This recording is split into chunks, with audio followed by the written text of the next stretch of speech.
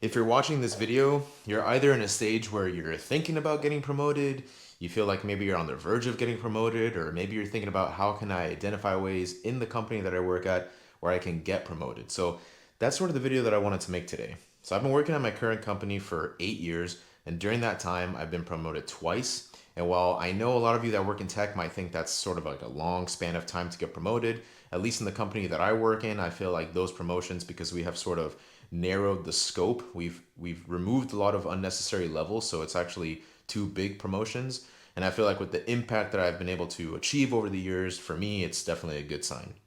So I want to try to distill, at least in my experience, what this four-step promotion plan looks like.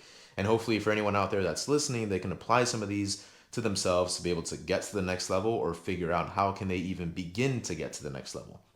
So I have my little setup here that I'm starting to do for the first time. I do have like a Notion document that I wrote here. So you might see me looking down at my phone every once in a while. I hope that's not too distracting.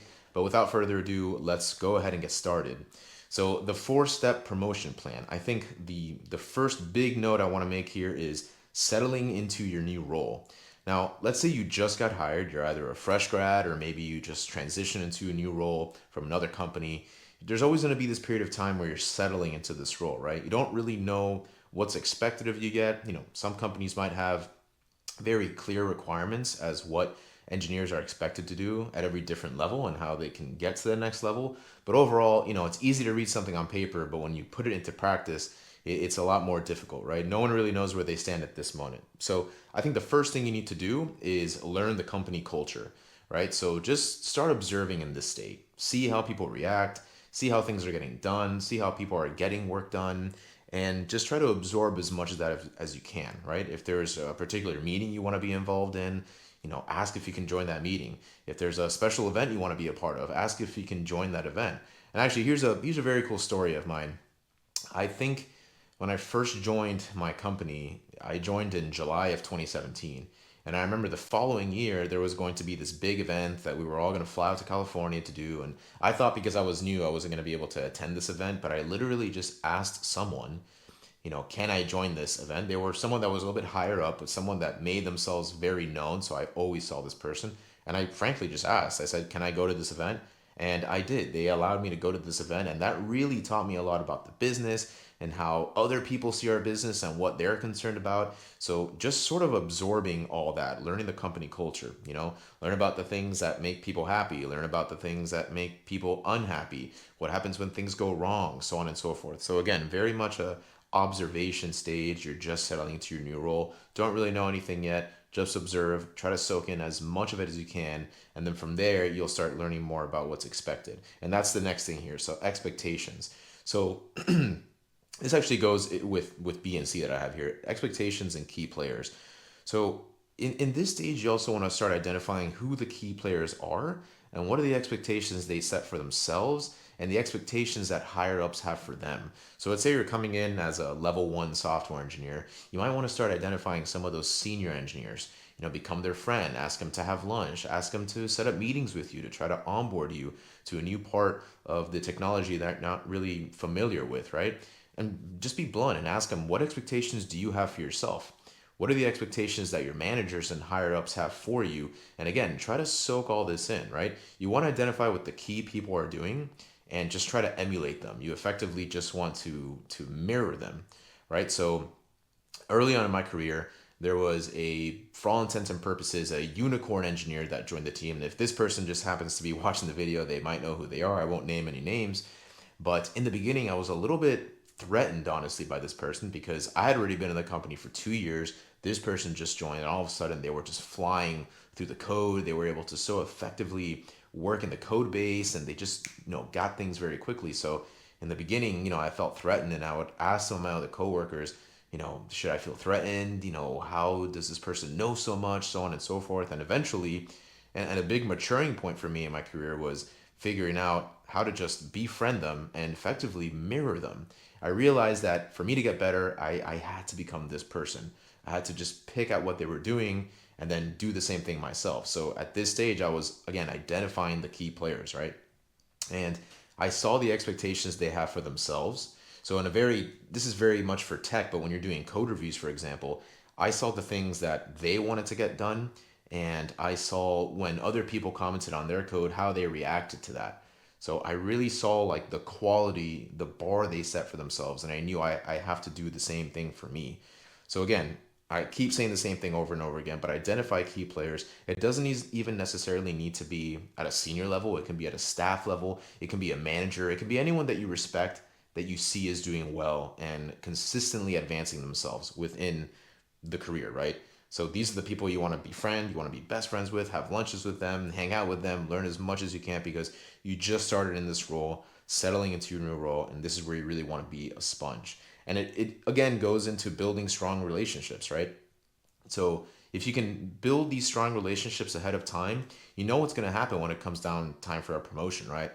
Most of the time, the higher ups are the ones that are going to be determining who are the ones that get promoted, who are on track to get promoted, so on and so forth. So if you're out here talking to people, building these strong relationships, identifying key people, then you're going to be in the room, at least in vocal, right? People are going to be talking about you, people will notice you, and you're still going on through your daily work. You haven't really done anything novel yet, but just by putting yourself out there and seeing how the work is and the company culture, you're already going to get your name in that meeting.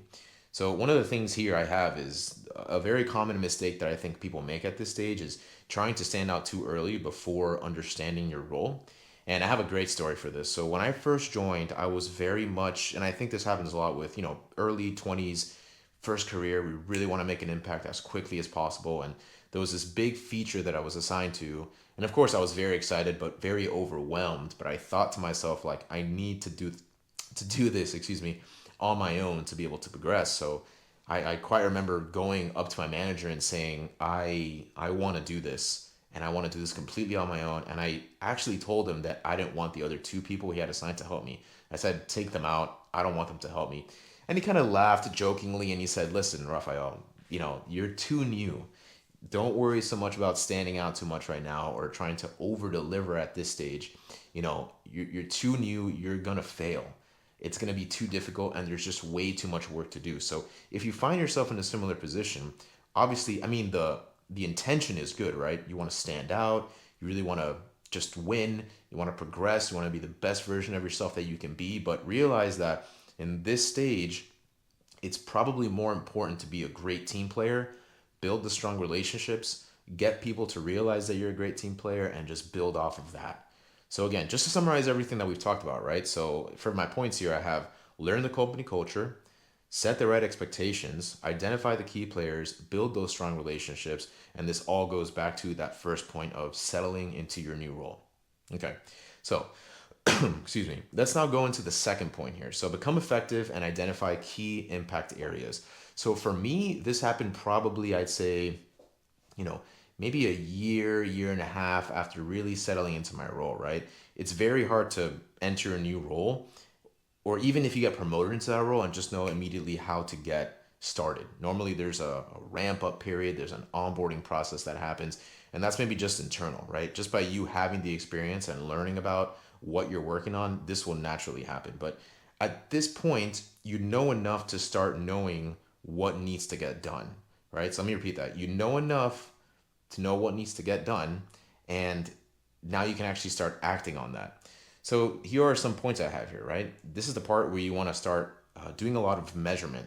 You want to measure success through your key performance indicators. How are you stacking up across, the key performance indicators that the company has set out for you? So typically, a company will give you goals, and in those goals, you want to make sure that you're aligned with those goals. So in the previous video I made about some of the feedback my senior vice president made, he made a very good note of learning the business. So I think here is going to be very similar. When you get this document about KPIs, key performance indicators, you want to try to make sure that whatever work you're doing is aligned to one of those major areas. And I'd even say now that we're more assessing ourselves, gathering that feedback, make it so that anytime you have a one-on-one with the manager, you tell them, I'm doing this work because it aligns with this. I'm doing this work because it aligns with this. And if you feel like you're not aligned with something, definitely bring that up too. Ask, is this work that I'm doing aligned with the KPIs? Should I be doing something else? Is this worth my time? How can I make it align better with these KPIs? These are the things that you want to start doing right away.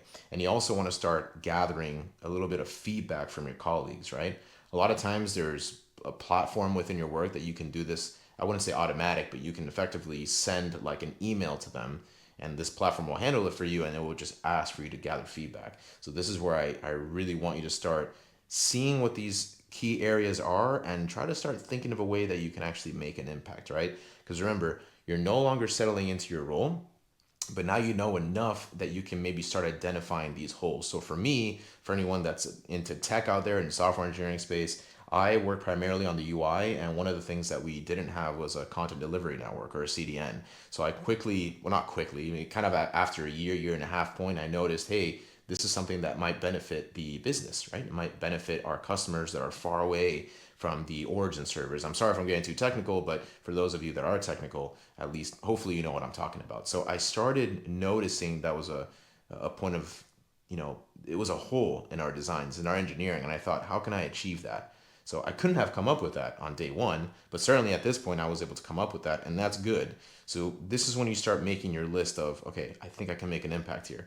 Think I can make an impact here. Maybe there I can make an impact. And always get feedback. Talk to your manager, talk to your other colleagues, talk to those people that you built those relationships in point one, and ask them, what do you think about this? Right? One of the things that I have here as a common mistake that I think a lot of us make in this point is waiting for others to tell you what to do. So as you start identifying these key areas, you might feel maybe nervous because maybe you feel like someone else has ownership over that, so it should be their responsibility to do it. Maybe you don't feel confident enough to actually take a first stab at it, but I think it's very important that you set yourself apart and start becoming a little more autonomous at this stage, right? By the way, this is sort of like these points that I'm saying, it's almost like a sawtooth wave. You're at point one, point two, point three, point four being promoted, and then you're going to start back at point one in your new role, right? So at point two, you know a little more, you have a little more loyalty, a little more trust within the team, and you need to really start becoming more autonomous and making these decisions yourself. Be confident. If you have a good support system, you will have people to back you up here. And as long as you're gathering that feedback and measuring your impact, then you really can't fail. It's very measured, and that's really what I want you to take away from point two. So again, going on the big points that I said here, the first one is just making sure that you're measuring your success through these key performance indicators that I was talking about. A lot of times, again, this is something that's determined at a business level, a higher up level. Talk to your managers, talk to your executives, ask them what these KPIs are, and make sure you're aligned there, and make sure that you're gathering all the necessary feedback you can to get better. It's never bad to get feedback. And at this point in your career, you really want to be open to this, what's it called? Like open and honest communication. If people are honest with you, never take it bad. You can always spin it in a positive way. And I promise, if you can learn that trick, that mindset shift of everything is positive, even if it's something bad, there's always something that can be learned from it. Just adopt that mindset and you will continue growing in your career. So that's point number two, become effective and identify key impact areas. Now I think here, point three is really the part where you do the thing. Just do it!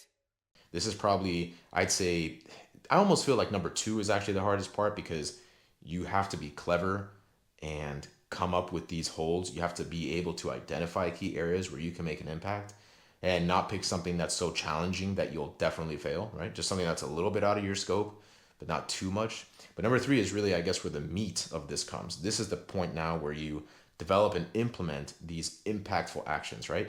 So here's the first thing I want you to do is communicate your efforts to leadership.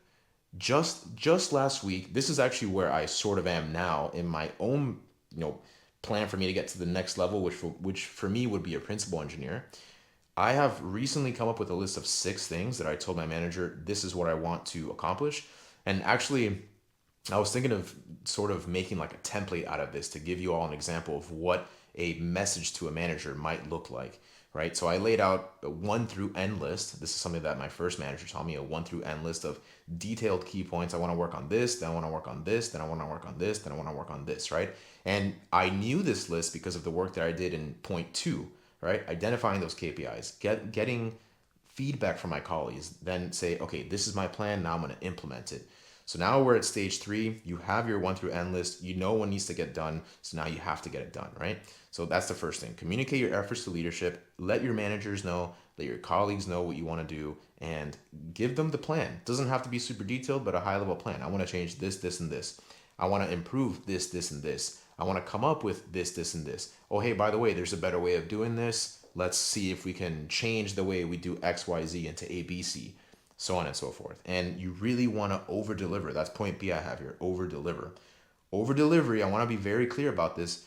Over delivering on something does not mean stretching yourself too thin. It does not mean working an insane amount of hours and letting other parts of your personal life go, to the trash. I do not believe in that. I think you really need to work smart.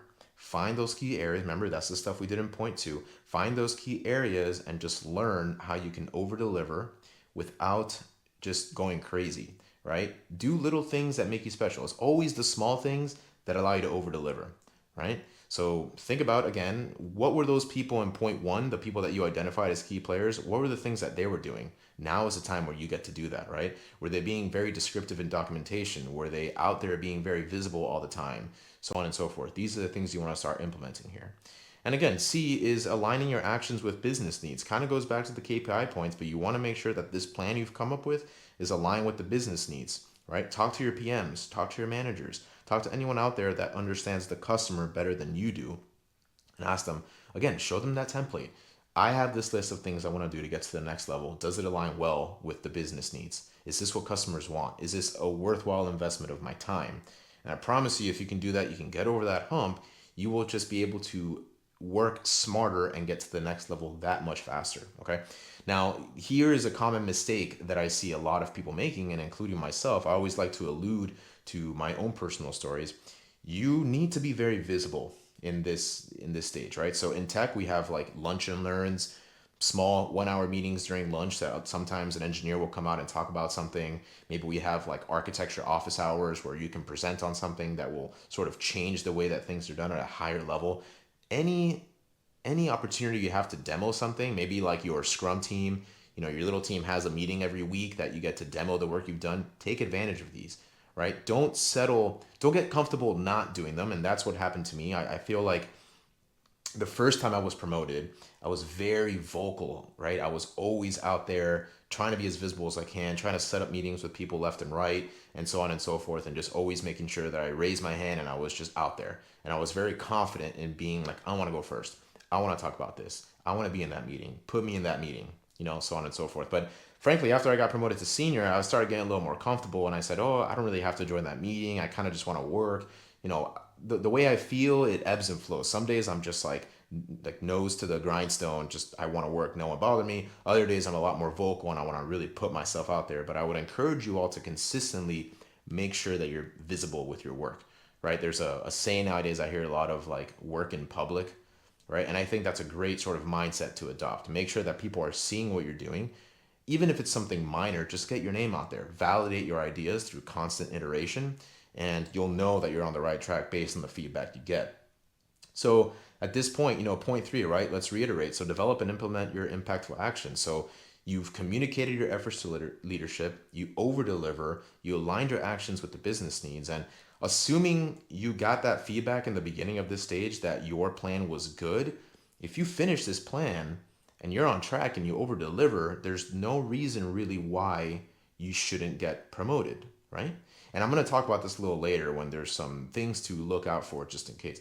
And I should say that when you're thinking about getting promoted, a good thing that I'll note here that I actually didn't write down, make it very clear that you want to be promoted. You need to say the word, I want to be promoted in X amount of time. Here's my plan to get there. Okay, these are the things that you really want to pay attention to. And here's a good story. Actually, my wife recently, she's a PM at a tech company, and when she entered her role, she noticed that she was one of the only PMs that didn't own a team. She actually owned a team with a more senior PM at the time, but after talking with her a lot last week and us just going back and forth, she finally set up a meeting with her manager and told the manager, I want to get promoted. I want my own team. And guess what? The next day, she was given her own team. Not a full promotion yet, but now she's sort of in step 3 now, right? She was given her team. It seems like based on the feedback her manager gave her, she now just needs to go crazy and make sure she really does her best work, puts her best foot forward, and just over delivers on this. Own the team, make sure you're delivering great results, so on and so forth. So it can definitely happen. Be very clear with your promotion. And then finally, The fourth step I have here is get promoted. Ideally, you're now promoted, you're at the next level. So some points I have here is, advocate for yourself. I guess that's what I was meaning to say. Advocate for yourself, make it very known that you want to get promoted, make a case for yourself. Why should I get promoted? Okay, I started off here. These are the key points I identified. I was able to over deliver on this. I made customers happy. I improved performance. I saved money, so on and so forth. And all this went according to timeline, XYZ. Make a case for yourself, present it to leadership, present it to your manager. And ideally, because of all that, you will get promoted, right? You also want to demonstrate your newfound leadership and finally express interest in career growth. These are 2 points I have left on this, but demonstrate your newfound leadership. Now that if you're not, if you're on the verge of getting promoted, start acting like that role, right? You don't need the title to act like that role. Start being that role today.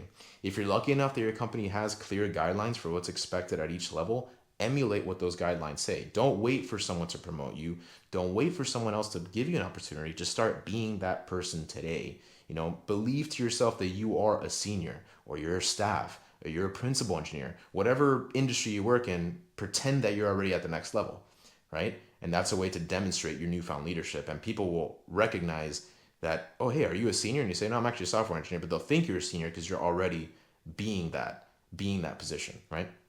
Finally, express interest in career growth. I mean, I think this honest point, this is what really I was mentioning earlier, where ask for a promotion, right? My dad always taught me, you don't ask, you don't get. And that could not be any truer. I mean, so many opportunities in my life, frankly, have been given to me because I asked. It's crazy how far you can get if you just ask the question, can I have this? Can I have this opportunity? Can I be a part of that meeting? Hey, I want visibility into this. Can you invite me to that meeting? So on and so forth. So just go out there and ask.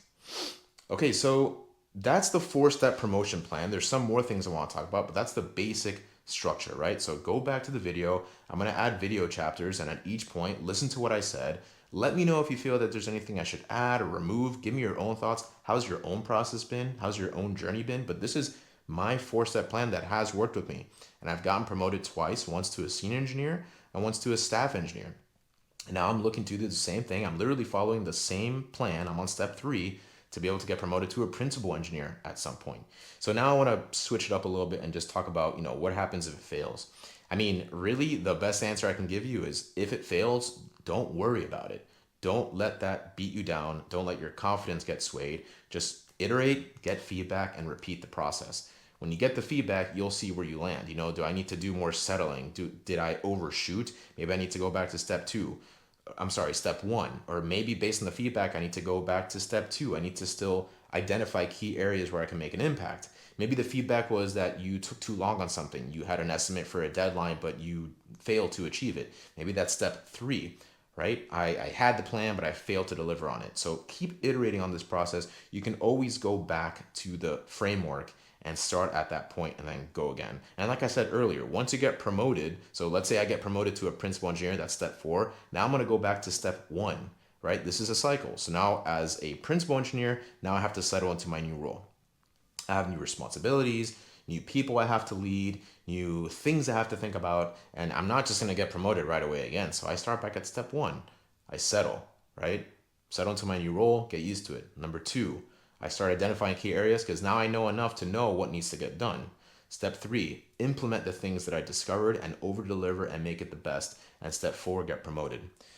So finally, here's some additional things to consider. Number 1, and I cannot stress this enough, soft skills matter.